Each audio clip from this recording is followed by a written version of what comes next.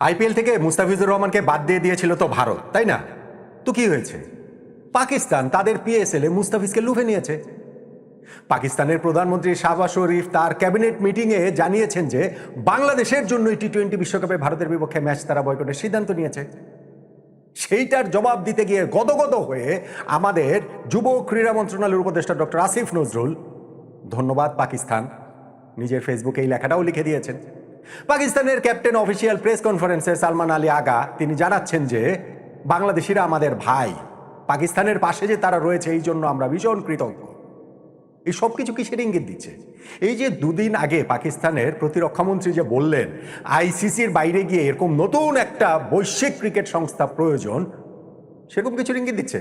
বাংলাদেশ পাকিস্তান ক্রিকেটের নতুন জোট, নতুন আইসিসি, নতুনভাবে আমরা ক্রিকেটটাকে কি দেখতে যাচ্ছি কিনা।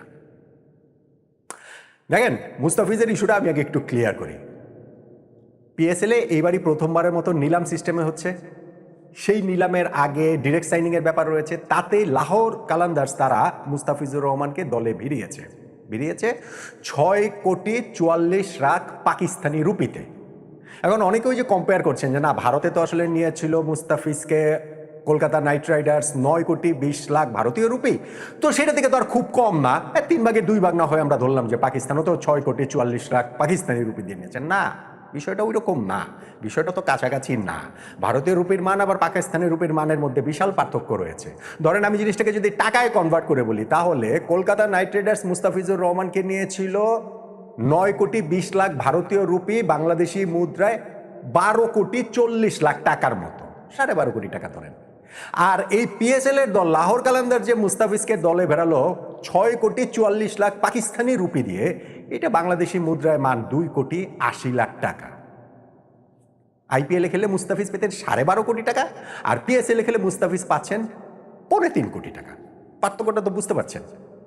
এখন সেটা নয়, পার্থক্যের জায়গাটা থাকলো, এটা তো আর পিএসএল এর মান তো আর আইপিএল এর মানের নয়, বিষয়টা সেইখানটাতে নয়। কিন্তু আমাদের এইখানে যে গদগদ অবস্থা আমরা দেখতে পাচ্ছি, পাকিস্তান এবং বাংলাদেশের নতুন যে মিত্র শক্তি দেখতে পাচ্ছি, নতুন যে অক্ষর শক্তি দেখতে পাচ্ছি, সেই জায়গাটাতে আবার মনে হচ্ছে যে রাজনীতি সবকিছু ডমিনেট করছে। যদিও পাকিস্তানের প্রধানমন্ত্রী বলেছেন যে স্পোর্টসের মধ্যে কোনো রাজনীতি থাকার উচিত না, কিন্তু আমি দেখতে পাচ্ছি যে এই পুরো ইস্যুটাতে 0% ক্রিকেট, 100% রাজনীতি চলছে। এবং সেই রাজনীতি অলরেডি আমাদেরকে একটা টি-20 বিশ্বকাপ খেলা থেকে বঞ্চিত করেছে। আর পাকিস্তানের সঙ্গে যদি আমরা সেই জোট বাঁধি, তাহলে যে আমাদেরকে আরো কত দূর নিয়ে যাবে এই জিনিসটা, সেই আশঙ্কার জায়গাটা কিন্তু প্রবলভাবেই থেকে যাচ্ছে। আজকে একটা প্রেস মিট হয়েছে আইসিসি টি-20 ওয়ার্ল্ড কাপে অংশগ্রহণকারী যে 20টা দল রয়েছে, সেই 20টা দলের সব ক্যাপ্টেনদের সহ একটা ছবি আমি আমার নট অন্য মানে পেজটা তো আমি দিয়েছি ফেসবুক পেজে। সেইখানটা তো অনেকে যে কমেন্ট করেছেন, তাতে মনে হয়েছে মানে আমি ছবিটার ক্যাপশন দিয়েছি যে এখানে লিটন দাসও থাকতে পারতেন।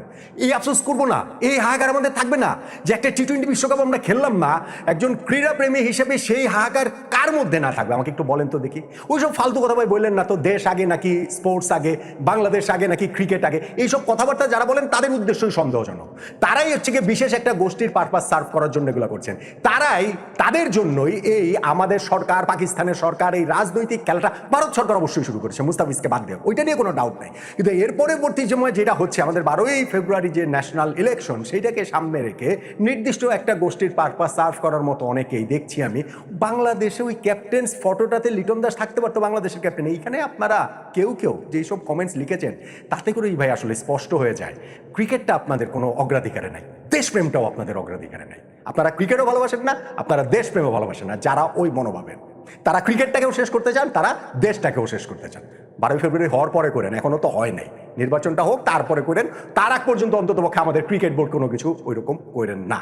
ওই যে ওইখানটাতে যেখানে ধরেন ভারতের ক্যাপ্টেন সূর্য কুমার যাদবকে জিজ্ঞেস করা হয়েছে যে পাকিস্তানের সঙ্গে ম্যাচটা যাবে না, সূর্য বলেছেন যে আমাদের ফিক্সার দেওয়া হয়েছে এবং আমরা সেই অনুযায়ী যাব খেলতে, শ্রীলঙ্কাতে যাব, কলম্বোতে যাব, মাঠে উপস্থিত থাকবো, আমাদের প্রিপারেশন ওইরকমই থাকবে। অ্যান্ড ডিসিশন তো আমাদের সাইড থেকে আসে না, এসেছে অন্য সাইড থেকে। তারা যদি না খেলতে আসে সেটা তাদের ডিসিশন, কিন্তু আমরা আমাদের সেই প্রস্তুতি জায়গাটা পুরোপুরি রাখবো। পাকিস্তানের ক্যাপ্টেন সালমান আলী আগা তিনিও ওইটাকে বলেছেন যে না, এটা তো আসলে ক্রিকেটারদের ডিসিশন না, কিন্তু সেইখানটাতেই তিনি যে পাকিস্তানিরা যে তাদের পাশে বাংলাদেশ থাকার কারণে তিনি কৃতজ্ঞতা জানাচ্ছেন এবং বাংলাদেশিরা যে তাদের ভাই সেই জিনিসটাও জানিয়ে দিচ্ছেন। আমাদের সোশ্যাল মিডিয়াতে কী সব কর্মকাণ্ড হয়, আমাদের মেইন স্ট্রিম মিডিয়াতেও কী সব কর্মকাণ্ড হয়, আমাদের রাজনৈতিক যেই মতবাদ কোন দিকে যে যাচ্ছে সেই খবর পাকিস্তান ক্রিকেট টিমের ক্যাপ্টেনের কান পর্যন্ত চলে গেছে, পৌঁছে গিয়েছে। ফলে তিনি ওরকম কথা খুব সহজেই বলতে পারেন যে পাকিস্তানিদের পাশে বাংলাদেশ রয়েছে বলে তারা আমাদের প্রতি ভীষণ কৃতজ্ঞ, আমরা যে তাদের ভাই সেই কথাটা তারা বলছেন। এখন পাকিস্তানের এই জায়গাটা থেকে আমরা কি নতুন আইসিসি তৈরি করব?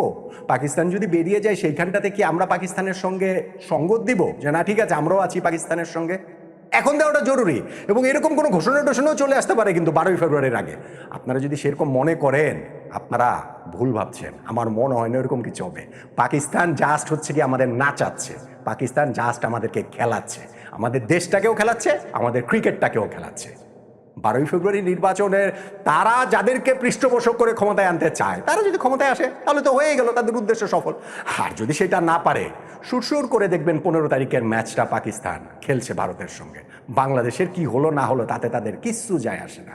এই যে একটা ওয়ার্ল্ড কাপ বাংলাদেশ খেললো না তাতেই বা পাকিস্তানের কি যায় আসে? ওই যে মিষ্টি মিষ্টি কয়েকটা কথা বলবেন, সেই মিষ্টি মিষ্টি কথা বাংলাদেশের পাশে থাকার জন্য না, সেই মিষ্টি মিষ্টি কথা ভারতকে খোঁচা দেওয়ার জন্য, ভারতের বিরোধী হওয়ার জন্য, ভারতকে প্রশ্নবিদ্ধ করার জন্য।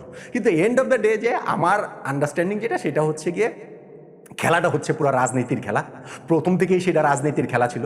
মুস্তাফিজকে বাদ দেওয়াটা রাজনীতির খেলা, সেই কারণে আমাদের ওয়ার্ল্ড কাপ না খেলতে যাওয়াটা রাজনীতির খেলা, সেই কারণে পাকিস্তান বিশ্বকাপে খেললেও ভারতের বিপক্ষে ম্যাচ খেলবে না রাজনীতির খেলা। এবং এই সকল রাজনৈতিক খেলা ভারতের যেমন শুরু করেছিল তারা পশ্চিমবঙ্গ নির্বাচনকে সামনে রেখে, আর এখন বাংলাদেশ ও পাকিস্তানে যেটা হচ্ছে সেটা বাংলাদেশের জাতীয় নির্বাচনকে সামনে রেখে আমাদের ক্রিকেটটাকে কোনো মতে দম বন্ধ করে এই পর্যন্ত টিকে থাকতে হবে। আমার আন্ডারস্ট্যান্ডিং সেইটা, অনেকে আমার সঙ্গে একমত হবেন না, কোনো অসুবিধা নেই, কিন্তু আমি কথা বলছি শেষ পর্যন্ত গিয়ে সেইটা দেশের পক্ষে বলছি, ক্রিকেটের পক্ষে বলছি, এবং যত সময় যাবে আপনারা সেটা তত আরও ভালোভাবে বুঝতে পারবেন।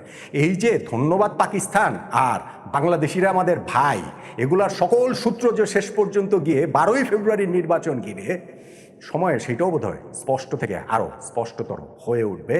বাংলাদেশ ক্রিকেটটাকে বলির পাঠা করে এইখানটাতে রাজনৈতিক স্বার্থ সিদ্ধি করার চেষ্টাটা সব জায়গা থেকে, সব পক্ষ থেকে, সব দেশের জায়গা থেকে সংশ্লিষ্ট হচ্ছে বলেই আমার আন্ডারস্ট্যান্ডিং। খুব খুব খুব কম সংখ্যক মানুষই এখন আমার সঙ্গে একমত হবেন, কিংবা বেশি সংখ্যক মানুষের সেই উল্লাসটা সোশ্যাল মিডিয়াতে দেখা যাবে যারা বিরোধী পক্ষ। কিন্তু আমি একই সঙ্গে জানি একেবারে হৃদয়ের গহীন থেকে এইটা বিশ্বাস করার মানুষের সংখ্যাও খুব কম নেই যারা সত্যি সত্যি বিশ্বাস করেন আমাদের ক্রিকেটটাকে এইখানটায় বলির পাঠা করা হলো দেশের রাজনৈতিক স্বার্থ হাসিলের জন্য। একটা নির্দিষ্ট গোষ্ঠী সেটা করেছে, একটা নির্দিষ্ট গোষ্ঠী সেটা করছে। 12ই ফেব্রুয়ারি পর্যন্ত ভাই আপনারা আর কিছু করেন না, অনেক করেছেন, 12ই ফেব্রুয়ারি পর্যন্ত অন্ততপক্ষে ক্রিকেটটাকে একটুখানি রেহাই দেন, একটু